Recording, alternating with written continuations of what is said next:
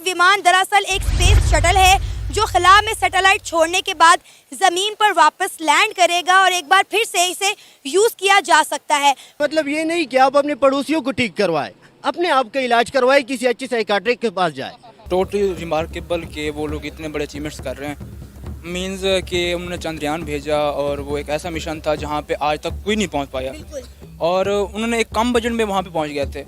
तो इंडियन लोग ना आप कह सकते हो कि बड़े जुगाड़ी होते हैं, बहुत जुगाड़ लगा लेते हैं। मीन्स के वो कम बजट में वहाँ तक पहुँच जाते हैं। क्या कहेंगे कि स्पेस एजेंसी में उन्होंने एक नया रेवोल्यूशन लेके आए हैं। ये भाई कह रहे हैं कि टेक्नोलॉजिकल लिहाज से हमारा अभी पड़ोसी मुल्क इंडिया के साथ मुकाबला करना पॉसिबल नहीं है। क्या सही जवाब देंगे आप? इंडिया में सिर्फ स्पेस टेक्नोलॉजी की नहीं, हर एक चीज़ में उसके साथ मुकाबला नहीं हो सकता। रिसाइकिल करते हैं किसी भी शटल को, एक्सपेंडेबल लॉन्च व्हीकल को ईवीएल इनको बोला जाता है, ईएलवी सॉरी बोला जाता है। तो पैसे तो आपके बचते हैं। इलॉन मस्क ने बेसिकली पहले मरतबा ये मॉडल दिया था और वो काफ़ी परफेक्ट भी रहा है। ठीक है, अगर इंडिया उस टेक्नोलॉजी को कह सकते हैं कि कॉपी कर रहा है, ये जेरोक्स बनाने की कोशिश कर रहा है तो अच्छी बात है। इससे ये है कि स्पेस टेक्नोलॉजी को बूम मिलेगा, आप ज़्यादा विजिट को एक्नॉलेज कर पाएंगे अपनी रिसल्ट ईयर्स के अंदर। नमस्कार दोस्तों, जय हिंद। इसरो ने फिर से एक बार कमाल करके दिखाया है और दुनिया को चौंका दिया है। इसरो ने कर्नाटक में स्थित अपने एक लॉन्चिंग पैड में पुष्पक विमान को फिर से एक बार अंतरिक्ष में ले जाकर उसका सफल प्रक्षेपण कर उसको जमीन पे उतारा है, वो भी रिमोटली। पुष्पक विमान है रीयूजेबल लॉन्च व्हीकल है जिसे हम बार बार यूज कर सकते हैं और पुष्पक विमान का है दूसरा एक्सपेरिमेंट था। इसी के साथ ही आने वाले गगनयान मिशन और कई सारे इसरो के आने वाले मिशन में हमें इसे यूज भी कर सकते हैं। ये देखकर पूरी दुनिया की नजरें अब इसरो की तरफ और भी आकर्षित हो चुकी हैं और पाकिस्तान तो कुछ अलग ही बौखला गया है।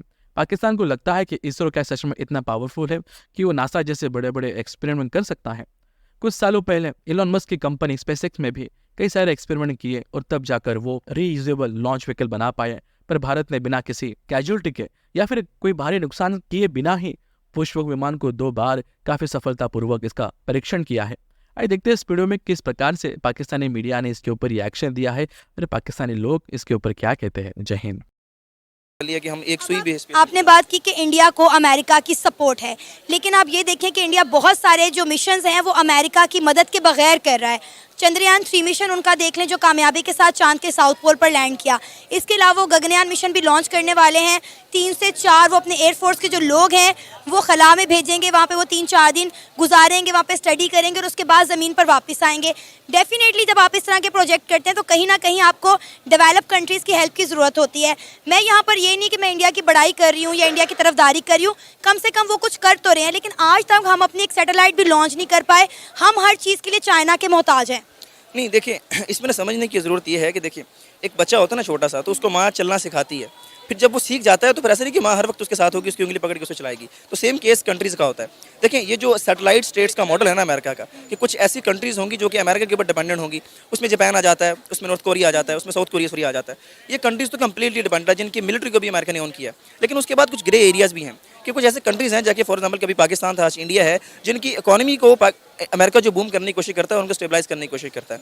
तो मैं फिर कह रहा हूँ, देखिए सवाल अगर तो ये है कि अगर वो कुछ ना कुछ कर रहे हैं तो बहरहाल अच्छी बात है। तो मैं समझता हूँ कि एक वीक आर्गुमेंट है और ये एक सरफेस लेवल थिंकिंग होगी कि हम ये देखेंगे चलें यार वो उस बैसाखियों के सहारे भी कुछ ना कुछ तो कर रहे हैं। मैं समझता हूँ कि देखिए जब आप चल ही बैसाखियों के सहारे रहे हैं तो फिर जाहिर बात है बैसाखियाँ आप एक कदम रखेंगे तो अगला पैर आप खुद ही उठा के रखेंगे ना। तो अगर इस सारे सिनेरियो में 2-4 मिशन उन्होंने ऐसे कर लिए हैं जो कि उनकी अपनी कह सकते हैं कि इंटेलेक्ट से आया, तो इट्स अ नेचुरल थिंग। अगर मुझे आप रिसोर्सेज देंगे और मैं उनके सहारे अपने आप को बिल्ड करूंगा, फिर जाहिर बात है इंटेलेक्ट मेरे पास आएगा और मैं कुछ ऐसे कर भी लूँगा। इसरो अब ये जो स्पेस शटल पर काम कर रहा है, कहा जा रहा है कि 2030 तक ये फुल्ली जो है फंक्शन में आ जाएगी। इसके ऊपर आपकी क्या राय है? क्योंकि इंडिया का मानना ये है कि इससे जो है रॉकेट बनाने का खर्चा भी बचेगा और इसके साथ साथ जो रॉकेट लॉन्च में खर्चा आता है उसमें 10 गुना कमी आ जाएगी। तो इंडिया के इस मेन प्रोजेक्ट पर आप इस वक्त क्या कहना चाहेंगे जो आज का हमारा मुद्दा है? देखिए ये बात तो उनकी दुरुस्त है, क्योंकि जब आप रिसाइकिल करते हैं किसी भी शटल को, एक्सपेंडेबल लॉन्च व्हीकल को ईवीएल इनको बोला जाता है, ईएलवी सॉरी बोला जाता है, तो पैसे तो आपके बचते हैं। इलॉन मस्क ने बेसिकली पहले मरतबा ये मॉडल दिया था और वो काफ़ी परफेक्ट भी रहा है। ठीक है, अगर इंडिया उस टेक्नोलॉजी को कह सकते हैं कि कॉपी कर रहा है, ये जेरोक्स बनाने की कोशिश कर रहा है तो अच्छी बात है। इससे ये है कि स्पेस टेक्नोलॉजी को बूम मिलेगा, आप ज़्यादा विजिट को एक्नॉलेज कर पाएंगे अपनी रिसल्ट ईयर्स के अंदर। और 2030 तक अगर उन्होंने इसको अकम्प्लिश करने की बात की है तो मैं समझता हूँ कि बिल्कुल ऐसा मुमकिन है, क्योंकि इस हद तक अब सैटेलाइट टेक्नोलॉजी जो है वो स्टेबलाइज हो चुकी है कि इतने कम वक्त में इसको किया जा सकता है। इलॉन मस्क ने तो काफ़ी टाइम से इस टेक्नोलॉजी को यूज़ करना छोड़ दिया है, लेकिन इंडिया अब इस टेक्नोलॉजी पर काम कर और कहा जा रहा है कि दुश्मन ममालिक के ऊपर नज़र भी रखेगा और वक्त पड़ने पर खला में दुश्मन ममालिक की सैटेलाइट भी ये जो है तबाह कर सकता है। बिल्कुल, देखें कभी भी ऐसा नहीं हुआ कि इंसान ने किसी साइंटिफिक प्रोसेस को शुरू किया हो और उसका मकसद सिविलियन सुप्रीमेसी या सिविलियंस को फ़ायदा पहुंचाना हो। आप देखेंगे टेक्नोलॉजिकल बूम जब भी कभी तारीख में आया तो वो सिर्फ मिलिटराइजेशन की वजह से आया। आपने जब भी किसी दूसरे मुल्क को जंग में हराना हो तो आप अपनी टेक्नोलॉजी को बेहतर करते हैं।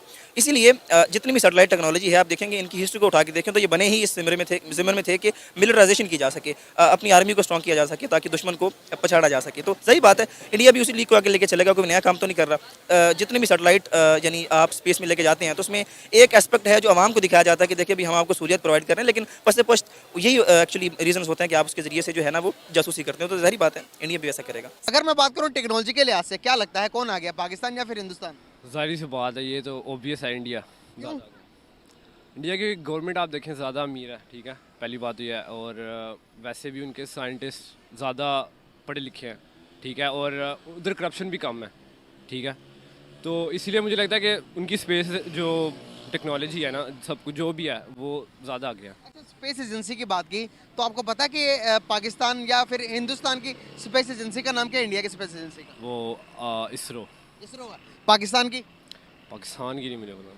पाकिस्तान की नहीं पता? नहीं पता। अपने ही मुल्क की नहीं पता, पड़ोसियों का पता। वाह भाई वाह, क्या बात है, ये कैसे पता इंडिया की? यार बस वो ये जो चांद पे गई थी पिछले दिनों, तो बस वो पता चल गया। कितनी बड़ी बात है उनके लिए कि भाई आज उनका जिसे हम दुश्मन कहते हैं, आज हम यहाँ पर बैठ के बात कर रहे हैं कि उनकी स्पेस एजेंसी इसरो वो हमें पता, लेकिन अपनी स्पार्को के बारे में हमें नहीं पता। ऐसे ही है। क्या कहना चाहेंगे, आज उन्होंने एक ऐसा शटल मुतारिफ करवा दिया है जो कि स्पेस में जाएगा, खला में जाएगा, खला में जाकर सैटेलाइट को छोड़कर वहाँ से वापस आएगा और वापस आके यहाँ पर सॉफ्ट लैंडिंग भी करेगा। इस तरह की क्या आपने कोई टेक्नोलॉजी सुनी थी? हमने तो यही सुना था कि भाई शटल जाएगा, जाकर वहीं पे ही रह जाएगा, वापस कोई नहीं आ सकता। क्या कहना चाहेंगे, क्या दाद देते हैं आप उनकी साइंसदानों को, उन्होंने जो चीज़ बनाई है पूरी दुनिया के लिए, क्या कहेंगे? देखिए उन्होंने जो भी किया अपने मुल्क के लिए किया और हमारे पूरी दुनिया के लिए किया। पूरी दुनिया के लिए किया है, ऐसे ही है। और हमारे पाकिस्तान वाले हैं वो बस अपने में ही पैसा खाई जा रहे हैं, MNA MPA। तो मुझे लगता है कि पाकिस्तान के जो ये वज़ीर आज़म, इनको चाहिए कि इनके ख़िलाफ़ ना कुछ करें ताकि जो पैसा है, जो हमारा पैसा है वो इन चीज़ों पे भी जाए। ये स्पार्को ताकि ज़्यादा आगे तरक्की कर पाए, ज़्यादा आगे निकल पाए और इंडिया से सीखे। सही है, क्योंकि इंडिया में चीज़ें बुरी भी हैं, अच्छी भी हैं, ठीक है। और हमें चाहिए कि जो उनमें अच्छी चीज़ें हैं, हर एक माशरे में अच्छी भी होती हैं चीज़ें, बुरी भी होती हैं। क्या कहेंगे आईटी के लिहाज से अगर बात करें तो क्या आईटी में क्या हमारा और इंडिया का कोई कंपैरिजन मौजूदा टाइम के अंदर रहा है या हो सकता है कोई कंपैरिजन उनके साथ? नहीं, कंपैरिजन क्यों नहीं हो सकता? बहुत आगे है इंडिया। अब वो आप देखें गूगल का जो CEO है वो इंडियन है। गूगल, अच्छा यूट्यूब, उसके बाद माइक्रोसॉफ्ट, उसके बाद स्टारबक्स,